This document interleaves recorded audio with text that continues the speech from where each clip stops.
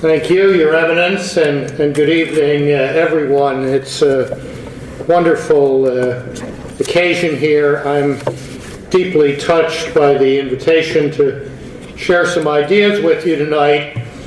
And I want to begin with a story. It's the mid-1990s, and John Paul II has gotten word that a distinguished Polish actor, a man named Jerzy Sztor, is in Rome. So, Pope invites Mr. Sztor to dinner, says his usual rapid-fire Latin grace before meals, sits his guests down in front of him and says, "So, Pan Jerzy, what brings you to Rome?" Mr. Sztor says, "Holy Father, I'm playing in Forefathers' Eve," which from the blank looks on 600 faces suggests that there are no Slavic literature majors in the room tonight. Forefathers' Eve is the most important drama in the history of the Polish theater. John Paul II had played in it as a young man himself, so he goes off and starts reciting chunks of this play by memory, talks a bit about how important it was in the literary history of Poland, and then he calms down a bit and says to Mr. Sztor, "So, Pan Jerzy, what role do you take?" One old actor asking another. And Mr. Sztor says, "Your Holiness, I regret to report that I am Satan, who is a character in the play." Now the pontifical eyebrow goes up for a minute, and the Pope then says, "Well, none of us gets to choose our roles, do we?" Karol Wojtyła played many, many roles in an extraordinarily dramatic life. But I'd like to suggest to you tonight that the drama of his life was not only an extraordinary human drama and an extraordinary Christian drama, but was an extraordinary priestly drama, especially as we saw in the video at the time of his holy death. For what the world saw and what the church lived through in those remarkable days, from Easter to Divine Mercy Sunday 2005, was manifestly the death of a priest. For the last time, Karol Wojtyła led the church and the world into an experience of the mystery of Jesus Christ, crucified and risen. And that is the vocation of priests, to lead the church and the world into an experience of the mystery of the crucified and risen Lord.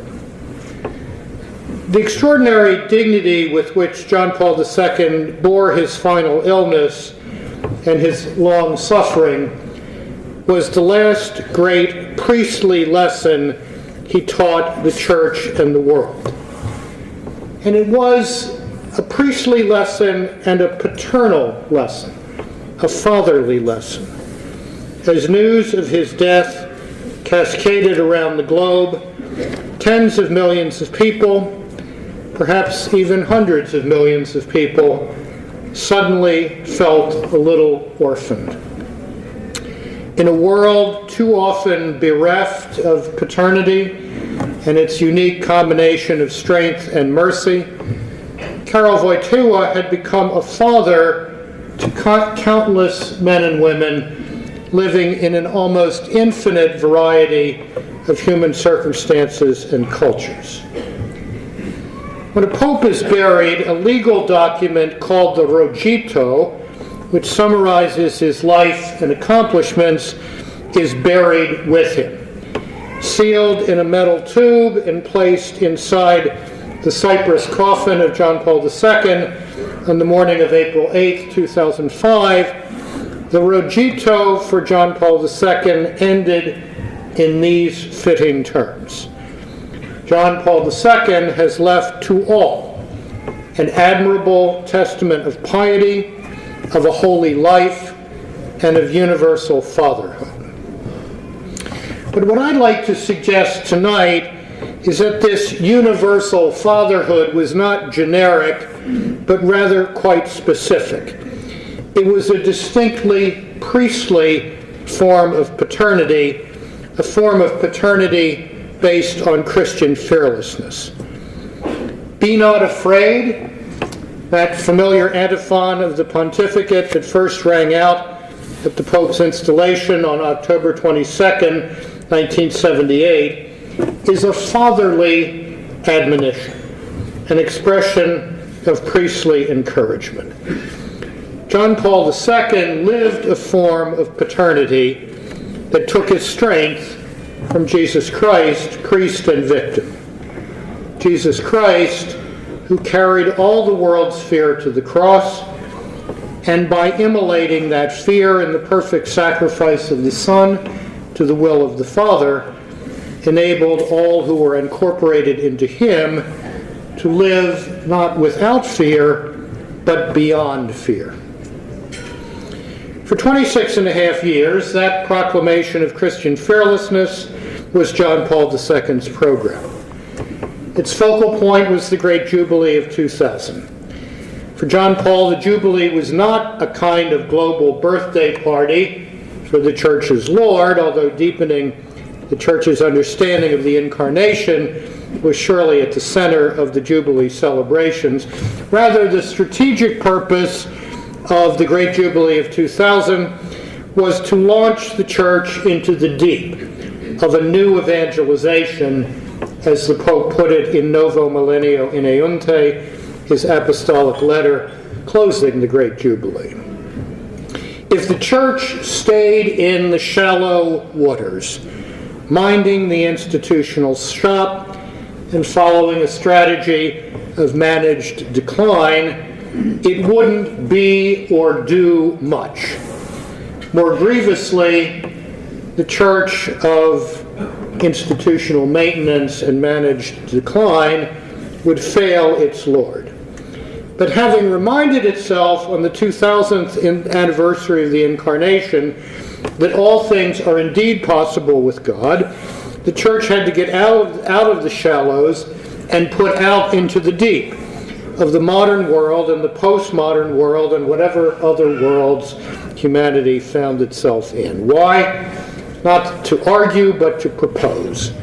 The Church proposes, the Church imposes nothing, John Paul wrote in the encyclical Redemptoris Missio. And propose what? As the Pope said on so many occasions, to propose Jesus Christ as the answer to the question that is every human life.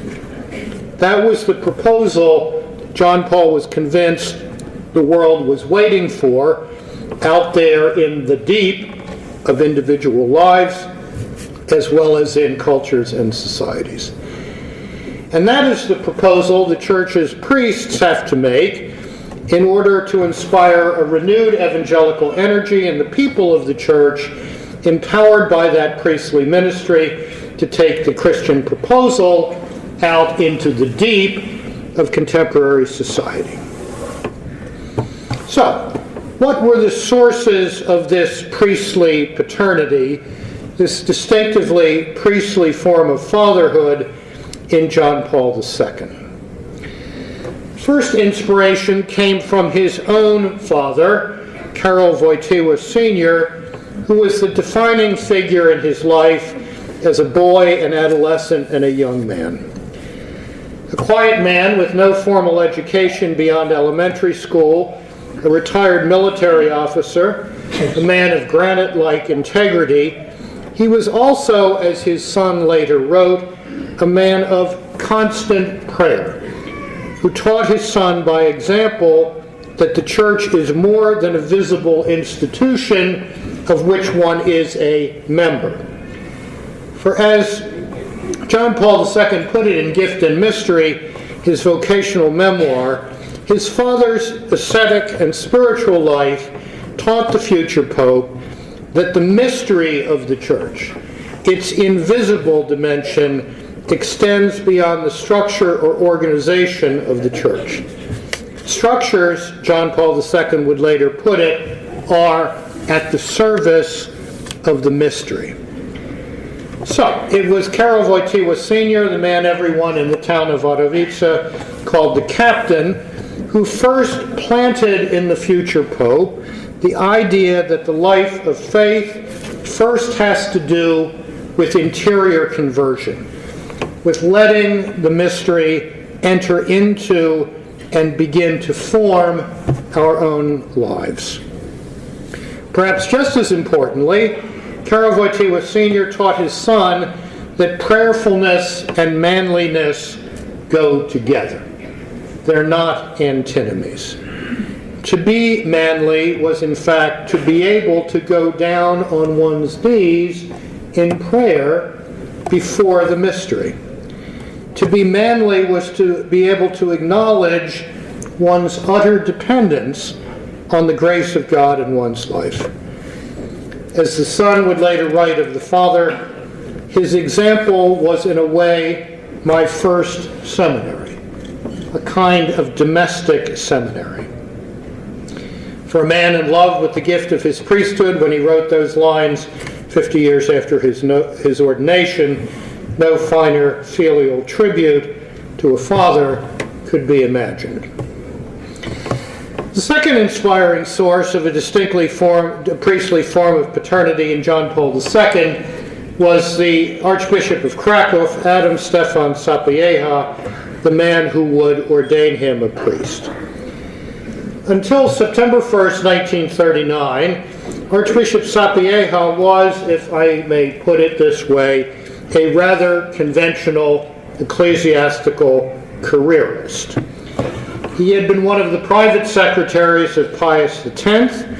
That simple gold pectoral cross that John Paul II wore was a duplicate of the pectoral cross that Pius X had given Sapieha when consecrating him a bishop in the Sistine Chapel in 1911. A year later, Sapieha was sent back to Krakow as archbishop, where he might have expected to feel the red hat descend, and sooner rather than later. Unfortunately for Sapieha, he had a run-in 1920 or thereabouts with the new apostolic nuncio to independent Poland, who had been named a bishop but had not yet been consecrated, a former librarian named Achille Ratti. When Ratti came to the annual meeting of the Polish Bishops' Conference at the Monastery of the Black Madonna in Częstochowa and tried to enter, Sapieha barred him at the door, saying, "This meeting is for bishops only." It was not, as the personnel managers would say, a good career move, because 2 years later, Nuncio Ratti was elected Pope Pius XI. And while he may have forgiven, he did not forget. So, Sapieha labored on in relative obscurity, absent the red hat that had marked his predecessors for centuries, until September 1st, 1939. Then, in the wake of the Nazi invasion of Poland, and at the age of 72, this hitherto timid and rather conventional ecclesiastical bureaucrat became the visible symbol of Poland's determination not to be crushed under the Nazi jackboot. Or to return to our theme, Archbishop Sapieha developed an extraordinary capacity for fatherhood in service to a hard-pressed people. For 4.5 years after the Germans closed the Krakow Seminary in 1939, Sapieha, at the risk of his life and his seminarians' lives, ran a clandestine seminary out of his residence. Students came in and out of the residence in the early morning or in the dark of night for spiritual direction, for academic instruction, to serve the Archbishop's Mass, and so forth. Then, in early August 1944, when the Gestapo tried to arrest all the young men of Krakow in order to forestall a repetition of the Warsaw Uprising, Sapieha brought his seminarians in from the cold. He hid them in his house, his living room and dining room transformed into a dormitory, and his drawing rooms into classrooms. And there, in the Archbishop's house, he and they lived an underground seminary experience for the next 6 months. Every night at 9 p.m., several dozen young men, including Karol Wojtyła, watched Adam Stefan Sapieha go into the chapel in his residence, where he laid the problems of the day, grave in the last extreme, before the Lord in prayer. From Sapieha, who embodied the ancient Krakowian tradition that the bishop is the final defensor civitatis, the defender of the city, its people, and their rights, Karol Wojtyła absorbed a heroic concept of the priesthood. Those essential hours of prayer before the Blessed Sacrament led to an active public ministry in which the priest, following the example of Christ the High Priest, offers his life for the service of his people.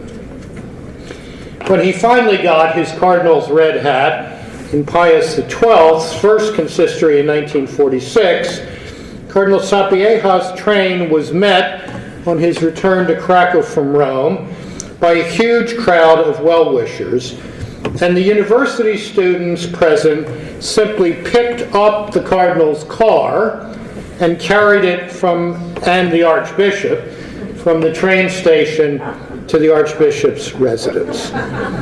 It was testimony to the reverence in which this old man was held, a reverence which you can still experience today. For just across the street from the archbishop's residence in Krakow is the Franciscan Basilica, and on its lawn you can find an extraordinary contemporary sculpture of Sapieha commissioned by Cardinal Karol Wojtyła in the 1970s.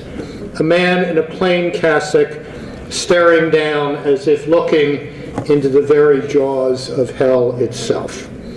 The inscription on the pedestal reads simply, Adam Stefan Sapieha, Archbishop of the long dark night of occupation. That man bearing that history ordained Karol Wojtyła a priest on All Saints' Day, 1946. John Paul II had many other mentors in the spiritual life. Jan Tyranowski, the lay mystic who introduced him to the classics of Carmelite spirituality, Columba Marmion, whom he would later beatify, St. John Vianney, in light of whose example he vowed to become a prisoner of the confessional. But if we're looking for the sources of Wojtyła's experience of the priesthood as a form of paternity, we might also, beyond his father and Cardinal Sapieha, look to the network of lay friends he first met when they were university students in Krakow and he was their chaplain. Men and women who remained among his closest friends until the end of his life. If you ask the popes of the last 200 or 300 years to describe their critical early years in the priesthood, the pope in question would have talked about teaching in a seminary or being posted abroad as a member of the diplomatic service of the Holy See. If you ask John Paul II what was most important in those critical early years of his priesthood, he gave a very different kind of answer. He talked about working with college kids and about the long-lasting influence his experience as university chaplain had on his concept and exercise of the priesthood. And he talked quite openly about the importance of those young lives in helping form him into the kind of priest he became. It's also interesting to note that this most priestly of priests, Karol Wojtyła, was the first pope in centuries who had originally intended to live out his Christian vocation as a layman.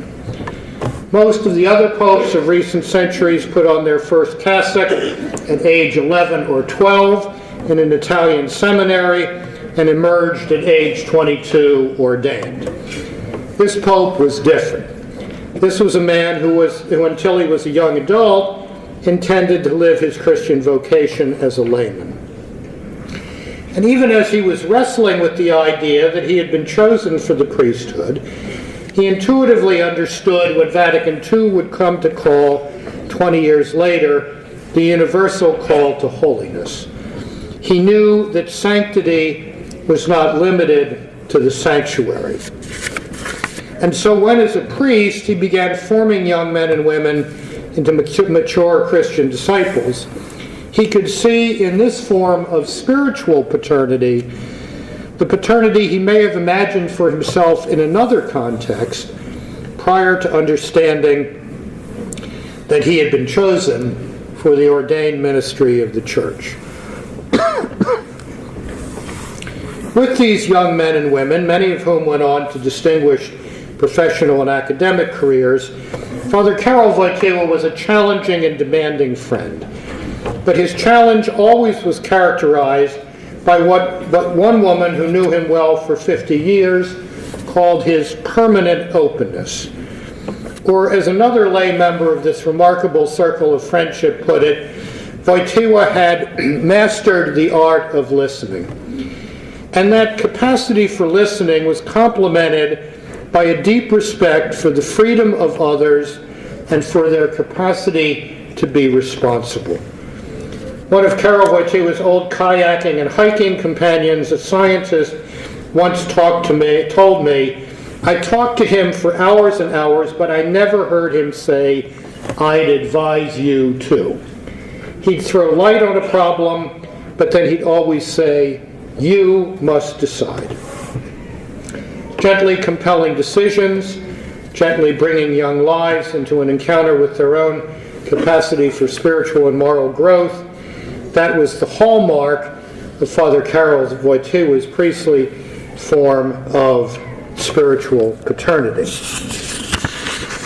In those years as university chaplain in Krakow, we also see the beginnings of that extraordinary magnetism for the young that was such a dramatic element in John Paul II's exercise of the office of Peter. Times beyond counting, I've been asked, how do you account for John Paul II, Pied Piper of the Young? The conventional answer is that this was a kind of celebrity craziness to which young people are often susceptible.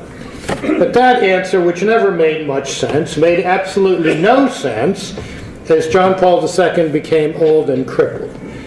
And it didn't make sense because the Pope was asking things of young people that no celebrity would dream of asking. My constant answer to the question why the magnetism is twofold. First, there was John Paul II's transparent integrity. Young people, particularly young people discerning what they're to do with their lives, have extremely acute baloney detectors, to use the polite term.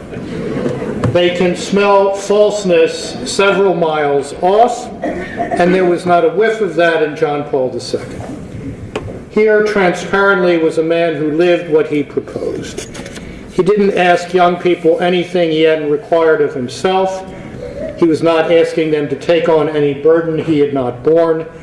He was simply asking them to let him and to let the church accompany them in bearing those burdens and in taking the risk of conforming their young lives to Christ. Transparent integrity was the first quality young people found extraordinarily compelling about John Paul II. And the second element of his magnetism, I think, was his challenge. John Paul II did not pander to young people. Contemporary culture, on the other hand, constantly panders to the young in advertising, in its accommodation to patterns of dress, in dumbing down academic requirements, in lowering behavioral expectations. Young people today grow up surrounded by a world that tells them that they're wonderful, that there's no real effort required to be all that you can be, that if it itches, scratch it. It's all pander all the time. Then comes this man, this pope, this priest and bishop who doesn't pander, who in an infinity of variations on the same great theme lays down this challenge: never ever settle for less than the spiritual and moral grandeur which God's grace makes possible in your life. Don't ever settle for anything less than that. You will fail, but that is no reason to lower the bar of expectation. Get up, dust yourself off, seek reconciliation and forgiveness, and go forward more attuned to the grace of God in your life. But don't lower the bar. Never settle for anything less than the spiritual and moral grandeur that is nascent in you and that the cross of Christ makes available to you through the grace of the Holy Spirit. That challenge struck home. In an age that is skeptical, even cynical about the heroic, John Paul II knew from his own pastoral experience that young people want to be summoned to lives of heroism, even to lives of heroic sacrifice. And how many young men began to discern some inclination to a vocation to the priesthood by hearing that challenge laid out in World Youth Days in Denver or Paris or Rome or Toronto?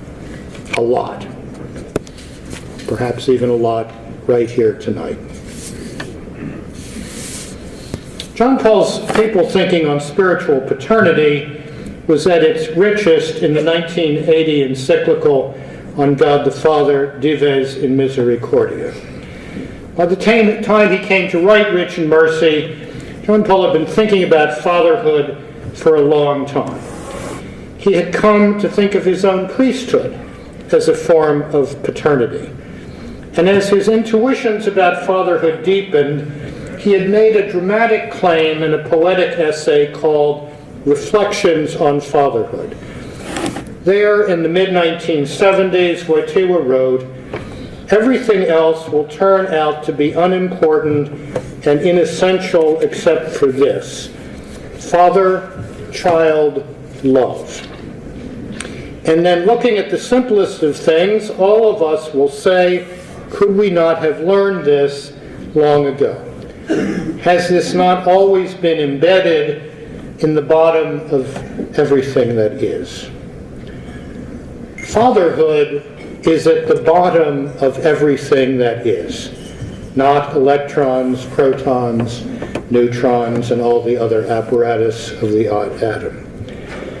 As John Paul II developed that intuition in Dives in Misericordia, he opened up for us new dimensions of familiar biblical texts, perhaps especially the parable of the prodigal son, which for him was a synthesis of the biblical theology of mercy. In John Paul's analysis of this most poignant of New Testament parables, the prodigal son is a sort of everyman, burdened by the tragedy of the human condition, which the Pope describes as the awareness of squandered sonship, the awareness of having lost one's human dignity. The forgiving father, by being faithful to his paternity and going beyond the strict norm of justice, restores to the wayward prodigal son the truth about himself, which is the lost dignity of his sonship. True mercy does not weaken or humiliate its recipient. It confirms the recipient in his or her human dignity. Thus, the priest, in the exercise of the Church's mercy, which is the mercy of Christ, is both alter Christus and defensor hominis, the defender of the dignity of the human person. In the priesthood, John Paul II understood that we are dealing with a gift and a mystery.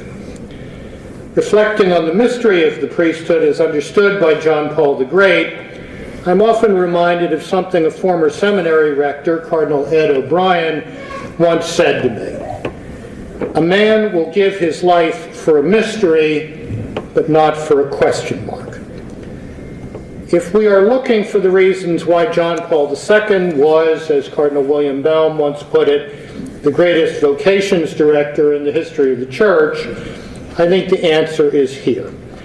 John Paul II was the greatest of vocation directors because he had entered the mystery and let it transform him. Rather than draining the priesthood of its mystery, he let himself be led ever more deeply into the mystery of priestly self-sacrifice, as we saw in those last 9 weeks of his life, during which he let himself be led ever more deeply into the mystery of the priest as victim who lays down his life day in and day out for his people.